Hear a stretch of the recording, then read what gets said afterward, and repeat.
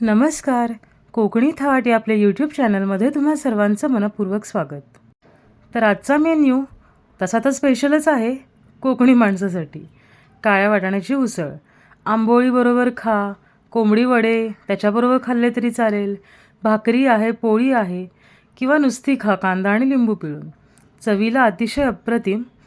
चला तर मग पाहूया याची साहित्य आणि कृती अगदी टिपिकल कोकणी पद्धतीने. तर या ठिकाणी काळे वाटाणे भिजत घातले होते रात्रभर. प्रत्येक माणसाला 1 ते सव्वा मूठ असे वाटाणे पुरे होतात. रात्रभर भिजत घालायचेत. आता इथे बुडेल एवढं पाणी आणि त्याच्यावरती अजून एक बोटाचं पेर असं मी पाणी घेतलेलं आहे आणि याच्यामध्ये 2 छोटे चमचे मीठ घालून घेते आहे, पाव छोटा चमचा हळद आणि याच्यामध्ये थोडं तेल घालून घ्यायचं आहे. तेल घातलं ना की वाटाणे चांगले शिजतात आणि मिठाचं प्रमाणसुद्धा व्यवस्थित ठेवायचं आहे म्हणजे आतपर्यंत मुरला जातो. आणि सगळ्यात महत्त्वाचा घटक म्हणजे सोडा. खाण्याचा जो सोडा आहे तो मी इथे 2 मोठ्या चिमटी किंवा पाव छोटा चमचा सोडा घातलेला आहे. सोड्यामुळे काय होतं तर वाटाणे व्यवस्थित शिजतात आणि ते गार झाल्यानंतरसुद्धा टणटणीत किंवा कडक होत नाहीत. त्याच्यामुळे नक्की घाला. आता हे कडधान्य जे घेतलेलं आहे ते डीमार्टमधलं घेतलेलं आहे. सोडा आणि तेल घालून 7 ते 8 शिट्या मी याला काढून घेतल्यात. तुम्ही बघू शकता अतिशय व्यवस्थित मऊसूत शिजलेलं आहे आणि भाजी गार जरी झाली तरी हे इतक्या व्यवस्थितपणेच शिजलेलं राहील. तुम्ही जे वापरता ते कडधान्य व्यवस्थित शिजत असेल सोडा न घालता तर नाही घातला तरी चालेल. आता भाजीला घट्ट होण्यासाठी म्हणून इथे मी 2 चमचे मोठे वाटाणे बाजूला काढून घेते आणि हे गार होऊ द्यायचेत. त्याच्याशिवाय मिक्सर अजिबात फिरवायचं नाही आहे. आणि हे वाटण घेतलं आहे आपलं जे नेहमीचं भाजकं वाटण असतं ना, भाजलेला कांदा, भाजलेलं खोबरं, आलं, लसूण आणि कोथिंबीर यांचं हे वाटण आहे. प्रमाण किती घेतलेलं आहे वाटण करताना तर जितका कांदा घेतला आहे त्याच्या अर्धं खोबरं घेतलेलं आहे आणि हे वाटण मी तयार ठेवते म्हणजे असं आयत्या वेळेला उपयोगाला येतं. यातलं अर्धं वाटण मी आत्ता या भाजीसाठी यूज करणार आहे. तुम्हाला खोबरं वगैरे नको असेल तर नाही यूज केलं तरीसुद्धा चालेल. फक्त कांद्याची पेस्ट किंवा जे आपण वाटाणे मिक्स करून घेतलेत मिक्सरला ते वापरले तरी चालेल. आता एका कढईमध्ये तेल गरम होत ठेवलेलं आहे. त्याच्यामध्ये ठेचलेला लसूण घातलेला आहे आणि लसणीचा हलका कलर बदलला की त्यामध्ये बारीक चिरलेला कांदा आणि कढीपत्ता घालून घेते. कांदा आणि टोमॅटो नको हवा असेल तर तुम्ही लसूण आणि कढीपत्ता घातल्यावर वाटण परतूनसुद्धा भाजी फोडणीला घालू शकता. आता इथे कांदा परतून झाल्यावर मी थोडीशी हळद, थोडासा भाजका मसाला आणि घाटी मसाला जो कांदा लसूण मसाला असतो तो चवीप्रमाणे घालून घेतलेला आहे.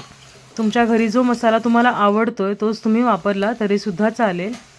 आता याच्यामध्ये मी टोमॅटो घालून घेते आहे. जर तुम्ही कांदा टोमॅटो स्किप केला असेल तर वाटण इतकं परतायचं आहे की त्याला व्यवस्थित तेल सुटलं पाहिजे. आता कांदा आणि टोमॅटो पुरतं मीठ घालून घेते. आधीच आपण मीठ ह्याच्यातसुद्धा घातलेलं आहे वाटाणे शिजताना. आणि हे वाटण जे मगाशी म्हटलं मी अर्धं घालून घेणार आहे तर याच्यामध्ये आत्ता घालून घेते आणि हे सुद्धा आपण व्यवस्थित परतून घ्यायचं आहे तेल सुटेपर्यंत. मी फ्रीजरला ठेवलेलं त्याच्यामुळे तो अख्खा गोळा राहिला आहे. आणि आत्ता हे सगळं परतून झाल्यावर मी जे शिजवलेले वाटाणे होते ते पाण्यासकट याच्यामध्ये घालून घेते. मध्ये मी मिक्सरला जे वाटाणे ठेवले होते ते वाटूनसुद्धा घेतलेले आहेत. आता हे सर्व एकजीव करून घ्यायचं आणि ते वाटलेले जे वाटाणे आहेत ते सुद्धा याच्यामध्ये आपल्याला घालून घ्यायचे. तुम्ही वाटण जर स्किप करणार असाल तर अजून थोडे वाटाणे घेतले आणि मिक्सरला लावले तरीसुद्धा चालतील. त्यानेसुद्धा चव अप्रतिम येते. आता याच्यामध्ये आपल्याला किती कन्सिस्टन्सी हवी, किती पातळ, किती घट्ट हवं यावर पाणी ॲड करून घ्यायचं. आणि सगळ्यात महत्त्वाचं म्हणजे शाही गरम मसाला वापरायचा आहे, अर्धा छोटा चमचाच, पण याच्यामुळे खूप अप्रतिम चव येते.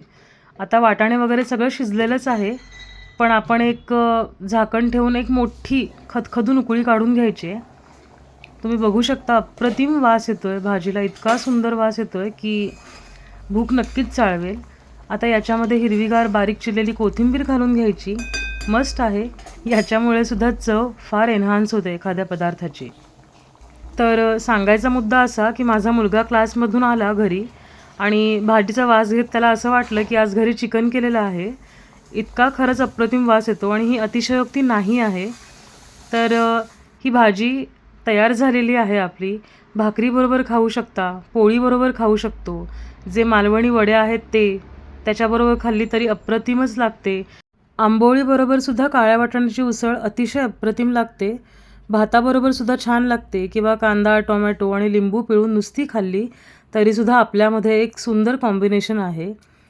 तर आता या ठिकाणी उन्हाळा असल्यामुळे सर्व मॉडरेट पोर्शनमध्ये घेतलेलं आहे. पोटभरणीचं आहे पण पौष्टिक पण तितकंच आहे. आणि ही जी लसूण आहे ना ती नुसती भातामध्ये कुस्करून खायलासुद्धा अप्रतिम लागते. आता उन्हाळा आहे, अशा मसालेदार चटपटीत भाजी आहे म्हटल्यानंतर ताक हे हवंच. तर आपलं पूर्ण जेवणाची प्लेट अगदी सात्विक पद्धतीने तयार आहे. अशा प्रकारे कधी काळ्या वाटाण्याची उसळ केली नसेल ना तर नक्की करून बघा आणि आपल्या कोकणी थाट या यूट्यूब चॅनलला नक्की लाईक आणि सबस्क्राईब करा. धन्यवाद.